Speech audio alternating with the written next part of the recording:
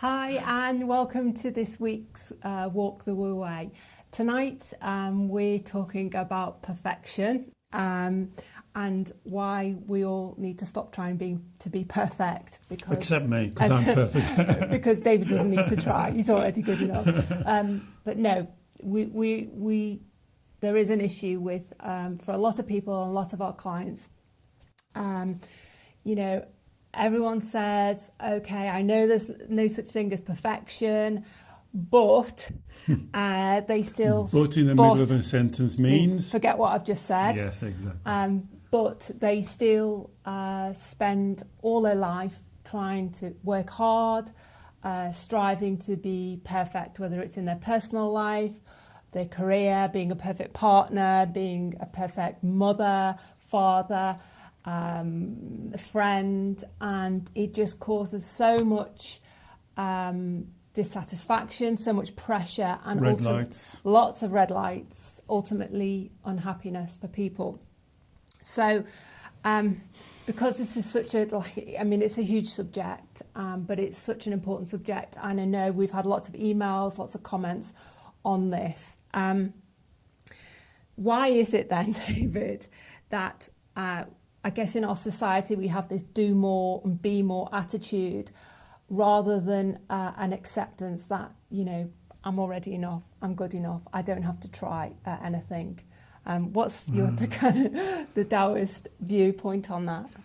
Yeah, well, thanks, and hello everyone. And this is a core subject, and I'm sure we'll come back to it time and time again, because it's a subject with lots of little things we have to look at.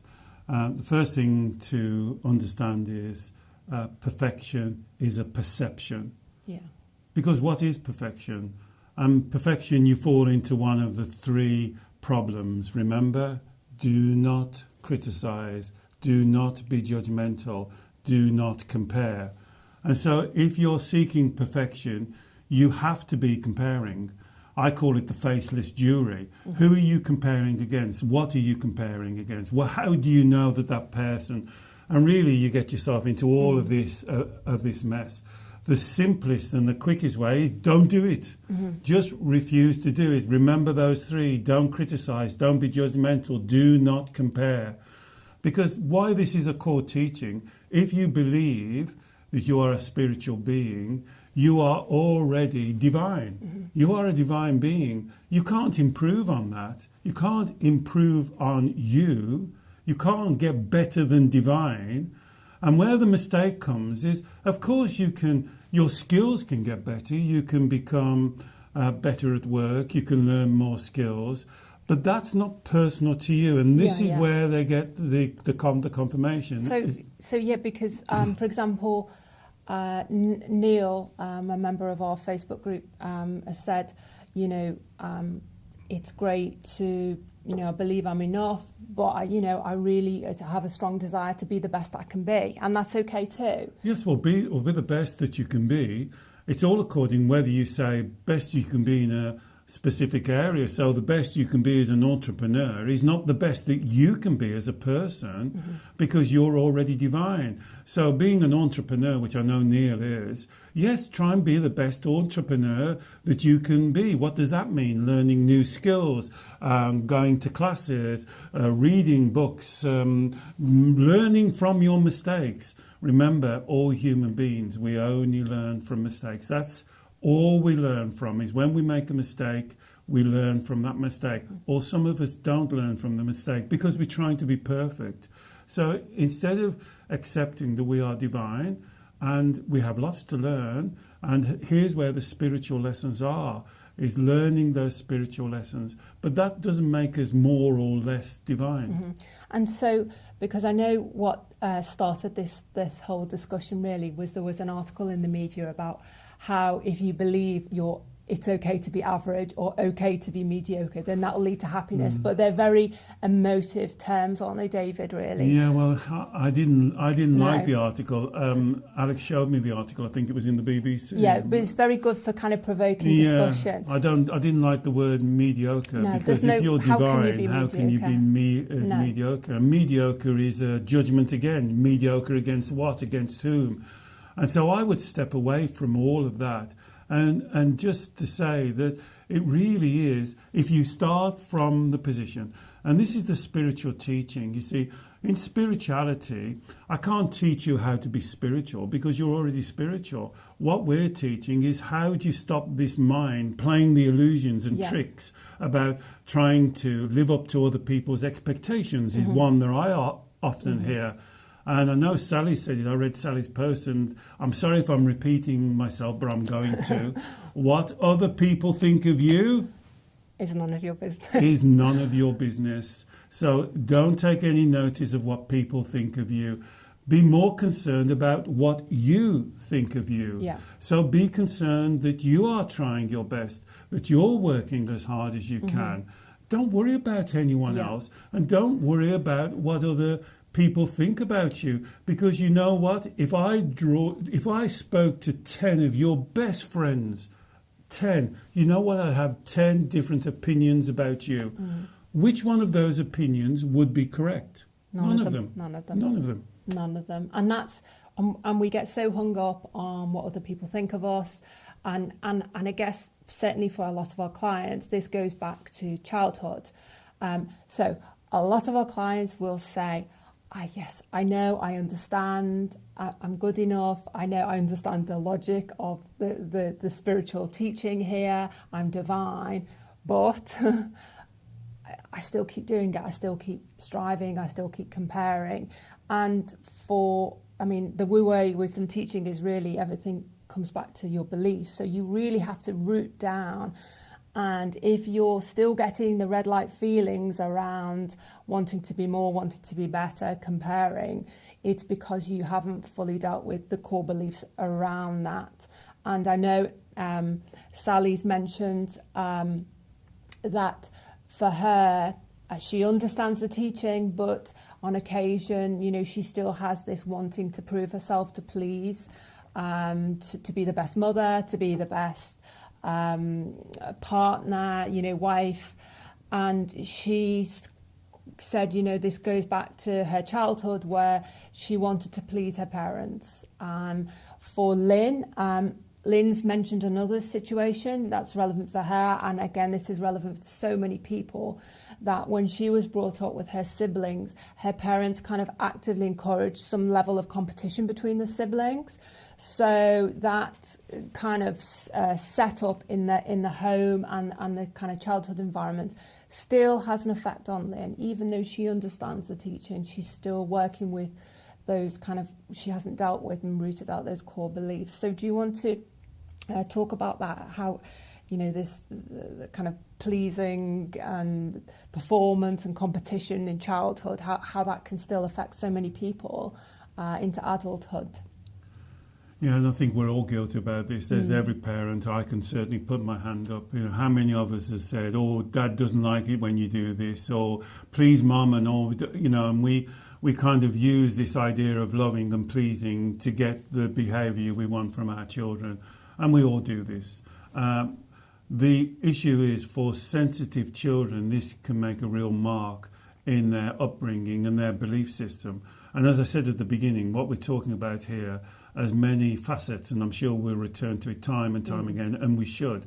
Because one of the things we have to do is to talk about it, because being able to communicate, to share, and this is the benefit of the group, is to share these experiences so you can understand and see, because this comes into us as a very deep level, maybe coming into us as early as 3, 4, 5, 6. This is a very deep level. It is quite natural for a child to want to please their mother, to see their mother smiling, and to do things which get them to smile. And then you misunderstand a basic teaching that you are responsible when you get older. And this is another interesting question we can talk about. What is that age of responsibility? When do you become self-responsible? Yeah. When do you stop relying on other people? And this is why it's difficult, because as a child, 3, 4, 5, 6, 7, 8, 9, 10, you are reliant on your parents. Of course you are. And you look to your parents when you're very young for a sign of approval that, absolutely, yes, what I've just done is the correct thing to do. And there's nothing and wrong that's how you learn at that age. But there comes a point, as you say, where you have to say, well, you know what, I'm able now to use my own authentic judgment about what I should be doing, what's authentically right for me, and to understand that, you know, your parents, they have a different view and they have different lives, and what's authentically right for them is not necessarily going to be the same thing. But it's taking that responsibility rather than living your whole of your adult life through the kind of passage of how you've learnt and sought approval and recognition when you were a very young child. And now you're talking about the essence of spirituality in the Wu Wei point of view, is being able to talk about it, to examine it, to discuss it, debate it, have a different opinion. And we're not trying to say dishonour your parents, we're not trying to say go against your parents, but we are saying you may have a different point of view as your parents, as you get older. And this is why the teenage years, for those of us who brought up teenagers, good luck to you, very difficult, because they're pushing the boundaries. And you know, and so you've got to take responsibility for yourself and for your beliefs. And if you believe that you've got to live your life by pleasing others, then it'd be good to write in and say why that's a good idea. But I don't think anybody will, because it's not a good idea. And you've got to be aware of it, you've got to own it, and then you've got to change it. Now, a lot of my clients say, oh my goodness, that's really hard to change, because I've thought this from a child. And I always say, well, you used to believe in Father Christmas, but you don't now. You still do. But you don't now. So you've got to identify, and it's not going against your parents, it's just having a different point of view and finding the point of view that's authentic to you, that you can believe in, that you can say and you would teach to your children. So you know the two things I always say, is this your truth? Is this authentic? And secondly, would I teach this to my child?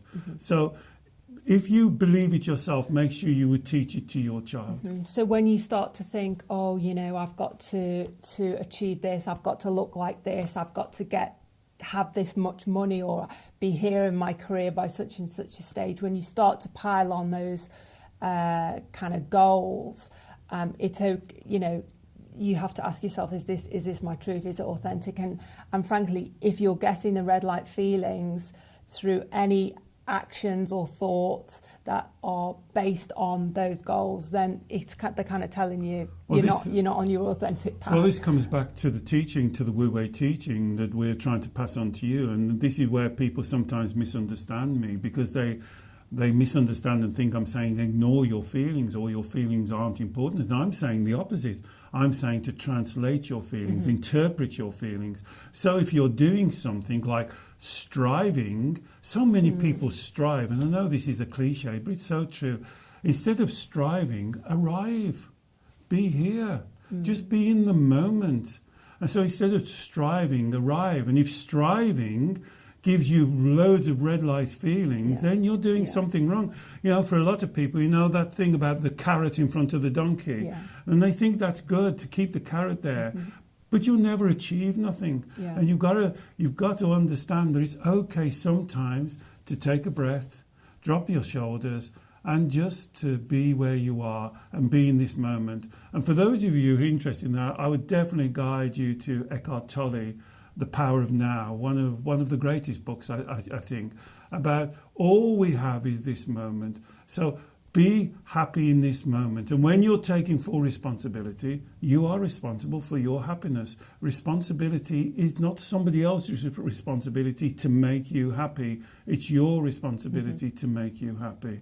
And this is why this is so important. If you're striving, actually you'll never be happy, because you'll never be satisfied. And if you'll never be satisfied, you'll always be finding fault, and then you'll drop into the three things: criticizing yourself, being judgmental, and comparing yourself.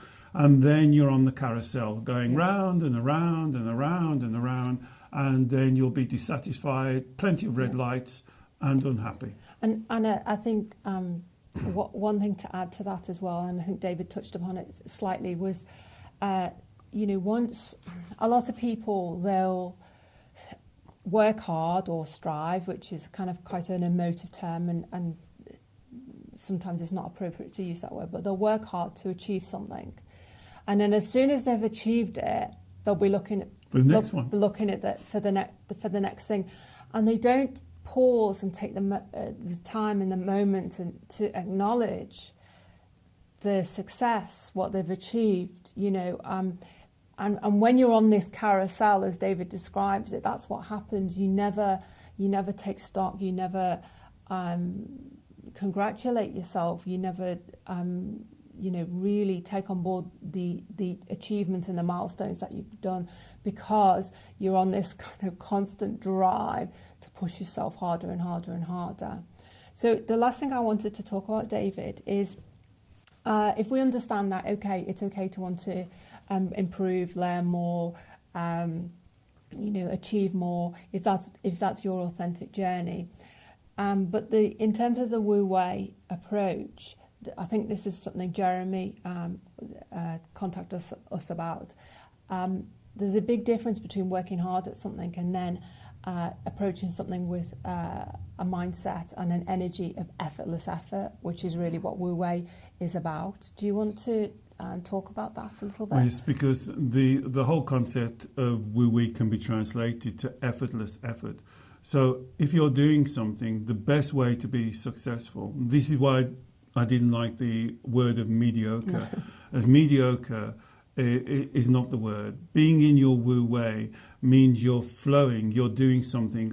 A musician, for instance, would call it being in their zone. Yeah. Have you ever seen a jazz musician playing and he almost goes off on something? Or I tell you what I watched the other night on BBC4 was a pianist playing this piece of classical music, and somebody was turning the music over. But after about 2 or 3 minutes, he wasn't even looking at the music. He was just told how he remembered all those notes. I just do not know. And that's what I call effortless effort. It's almost as though you're doing something. Would the word be spontaneous to you? It's effortless. You're just doing it because you love it. And here's the trick. And I'm so lucky to do a job that I absolutely love. I never wake up in the morning and go, oh my God, I love every minute of it. I love learning. I love going to China. I feel so blessed to be connected to the masters who taught me this. I feel so blessed to pass it on to you. I hope it has an effect on you like it had on me. It's effortless to me. I don't get tired, as people often say to me, well, don't you get tired? I don't get tired at all. Why would I get tired? Because I'm in my flow. And so effortless effort is to be in your flow. It's about finding the work that you love and is in your flow. Now, I understand if you're doing something because you need the money. I understand that's really difficult. Please don't think I'm being silly. But, and I hate the word but try and find something, even in your spare time, even in your reading, developing yourself. We are all an expert at something. Mm-hmm. If you do something that you love, you will become an expert at it. So even if you're having to do a job for the time being, just to earn some money or do something you don't particularly like, don't be stuck in that. Mm-hmm. Think beyond that. And this is about not striving, but expanding your thinking. It's expansion. So it can be challenging. You can be. It should be challenging. It should be challenging. Yeah. You will be moving out of your comfort zone.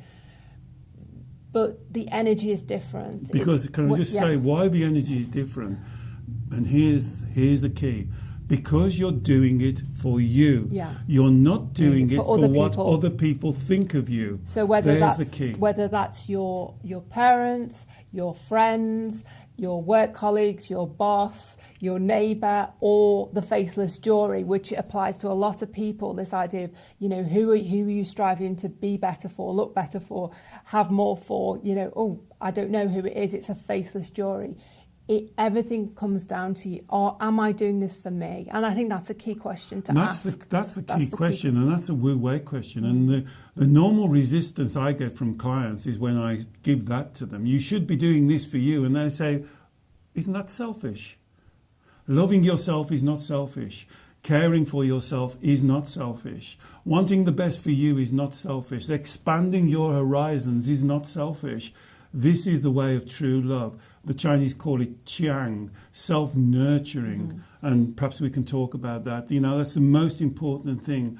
You cannot self-nurture when you're trying to please and live your life by what other people think or meet their standards. It's like splitting your energy, isn't it? It's basically the energy needs to come through you first, wholeheartedly, authentically. You need to be doing what you're passionate about, and then the byproduct is it will flow out to others. This is not selfish. Yeah. This is self-nurturing and self-caring. Yeah. Can I tell you what a master said to me once? He says, Qiang, self-nurturing, is like breastfeeding a child. If you're breastfeeding a child, you're extremely careful of what you eat and drink so that the milk you give your child is of the best quality. That's how we should be living our lives. How we think, how we act, how we believe should be the best that we're giving out to the universe. Not wanting anything back from them, not trying to please them or meet their standards or wanting their approval, exactly. Yeah. Doing it because it's right for you. And that's being in the zone, that's being in the flow, that's being in your Wu Wei, and that's living your life authentically. Brilliant. Well, so go and do it now. go and do it right now. So I hope that's given you some food for thought. Thank you all for watching. Please post any comments or questions in below, or you can always email us direct at info@wuweiwisdom.com. And can I say we've had some great comments this week, some really well thought out comments. We don't get the Sunday papers now. On Sunday morning, we open up the Facebook community group and read some great comments. So thank you everyone for sharing. Thank you for that, and we'll see you next week. Bye.